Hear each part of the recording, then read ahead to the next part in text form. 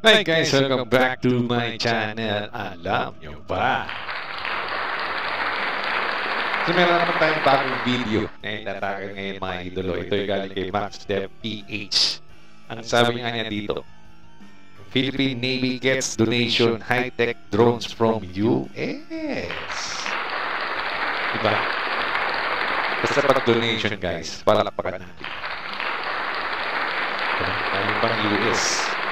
Diba? Ito ata yung yung mga pagtagat ng mga drones. Diba? Ano nga ba? Pero natakil ko na ito mga idolo itong mga drones na ginagamit natin for our Navy. Diba? Sabi ko nga doon dapat nga yung kunin natin o bibilin man natin yung merong mga armaments like machine guns. Kasi may mga nakikita ko sa ibang bansa na merong mga machine guns na hindi lang yung radar o yung sonar niya, pang surveillance. Kumbaga pwede rin siyang pang-atake o pang-opensa. Diba? Kaya ewan ko lang itong sa US na binigay nila kung meron or kung for surveillance lang. Pero kung surveillance lang, wala naman tayong magiging problema doon. Dahil nga, donation naman ito. Kaya, goods na goods pa rin tayo yan. Hindi na natin alam kung ilan. Diba? Siguro, isa siguro to. Kasi donation. Kaya, okay din naman na mayroon tayong isa lang. Kasi, malaking bagay na rin ito. Kasi nga, pang-surveillance natin ito So, pwede natin yan rin kontrolin kahit malayo. Hindi ko lang alam kung gaano kalayo ang pwedeng abutin ito from for sa ship natin, deploy natin. Hindi ko lang alam kung gaano kalayo. Kung matatakil ba dito, tingnan natin. So, yun. Panoorin na natin mga idolo.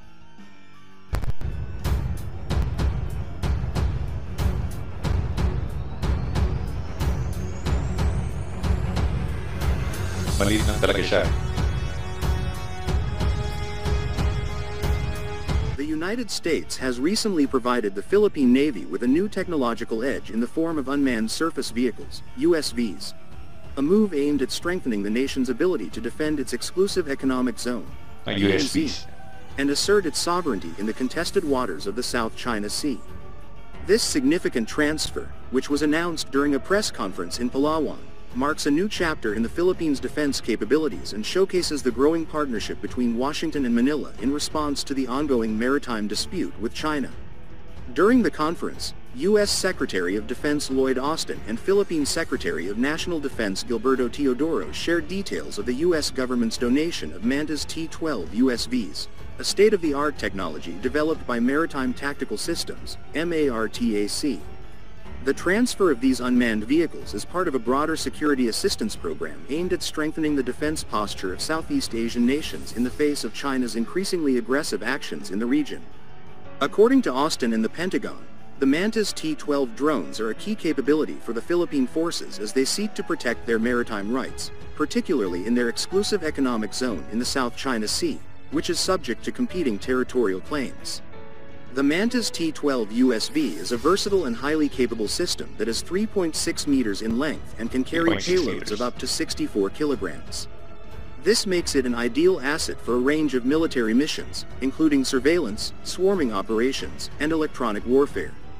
According to MARTAC, one of the most striking features of the Mantis T-12 is its Gator mode, which allows it to function as a semi-submersible platform for stealth operations.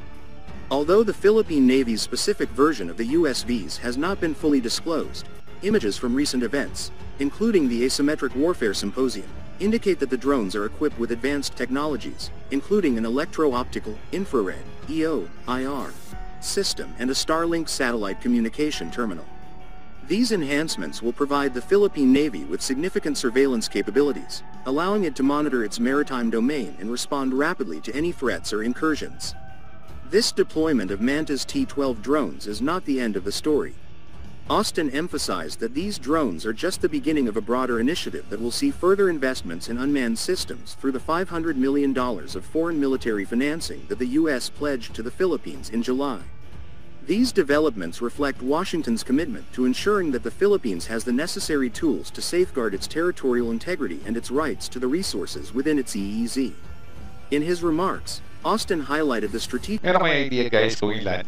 Kasi sinasabi niya these eh. Pag sinabi mo bang these, marami. Pero kung isa nga lang, wala naman tayo magiging problema doon. Siyempre, di ba?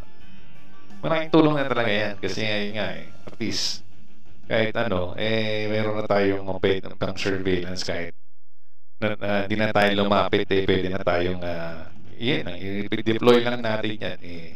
Makikita na natin sa satellite, sa radar. Di ba? Kung ano man ang meron doon sa lugar na yun. Di ba? Talagang malapit yan. Hindi lang parang himpapawid ng drones, di ba? Meron na rin sa dagat yan. Ang galing. The importance of these capabilities, asserting that they would bolster the Philippines' defense efforts and provide the necessary tools to counter external threats, particularly those posed by Chinese forces in the South China Sea.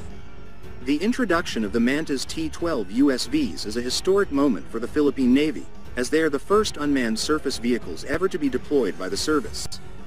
This step comes amid growing interest in the use of unmanned systems by militaries worldwide, particularly in the context of the ongoing conflict in Ukraine, where Ukraine has successfully employed cheap, small-scale unmanned systems to disrupt Russian naval operations in the Black Sea.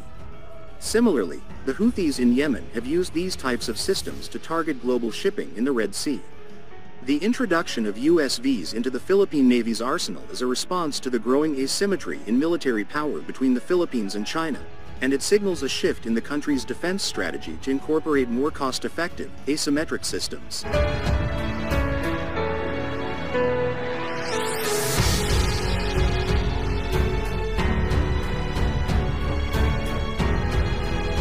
Colin Coe, a senior fellow at the S. Rajaratnam School of International Studies, noted that the Philippines' decision to deploy USVs in frontline operations in areas like Palawan, which is located close to the disputed Spratly Islands, is a significant step.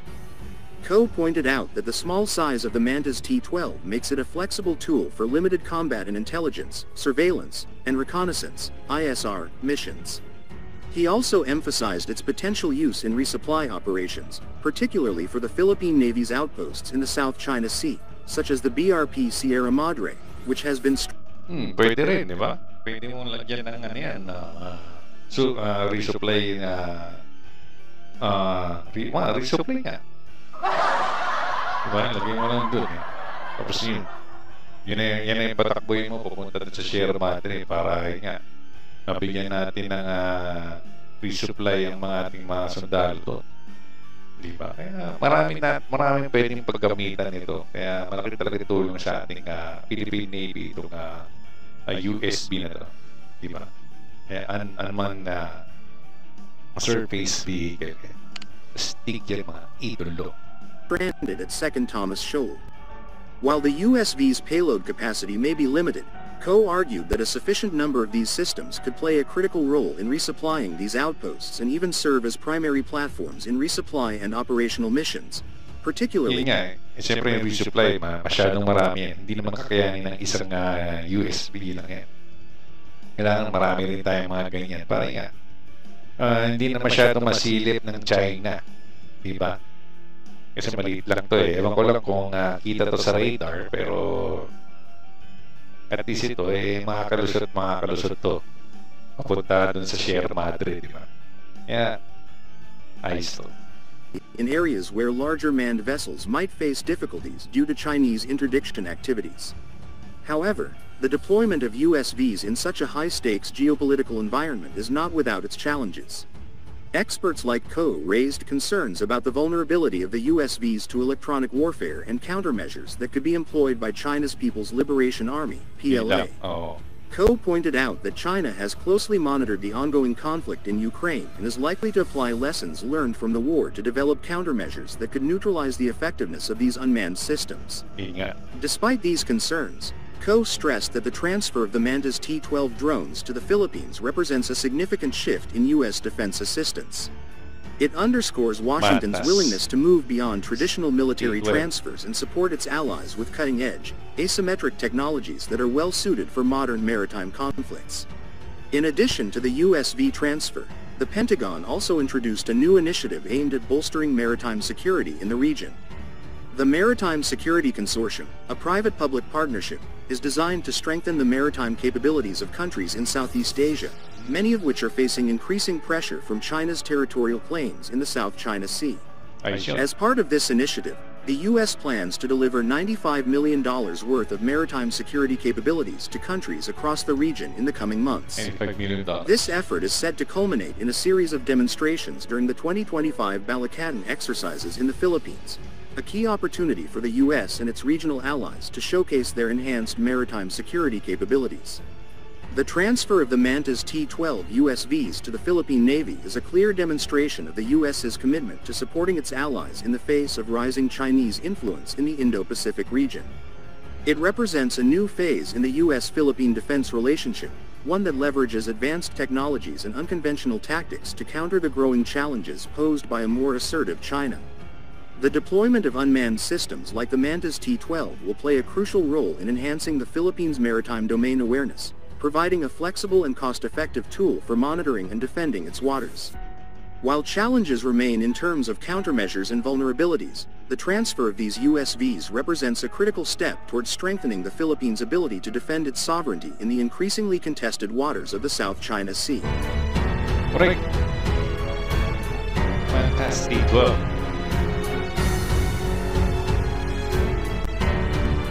Pinamiss na siya. Solar.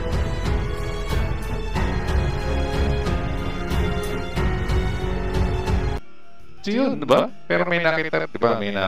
Ewan ko kung napanood niyo yung vlog ko eh. May nakita ko doon na na yung may armaments, may automatic machine guns na nakalagay doon, diba? Sana kuha rin tayo ng gano'n para safe naman din yung ating mga Navy personnel, lalo na sa mga bakbakan, diba? Yun na rin padala mo. Tapos paggalawin mo na lang sa may barko mismo, diba?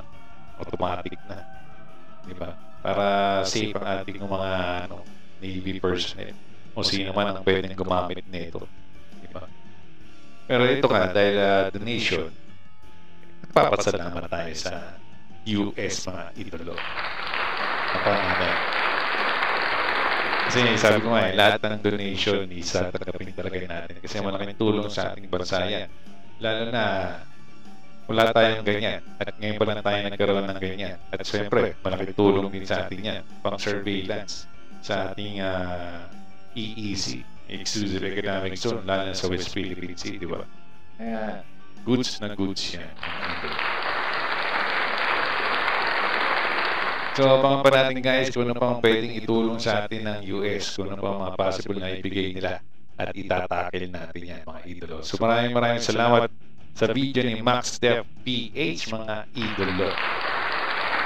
So huwag niyo pong kalimutan mag-subscribe po sa kanya. Ilalagay ko po sa description down below ang full video na to, pati po kanyang YouTube channel mga idolo. At syempre huwag niyo pong kalimutan mag-subscribe sa akin, hit niyo po yung notification bell at yung like button mga idolo. At huwag niyo pong kalimutan i-follow po ako sa aking Facebook page na Alam Nyo Ba. So guys, dito na po tayo nagtatapos. Maraming salamat po sa lahat. Ingat tayo lagi and God bless us all. Bye-bye.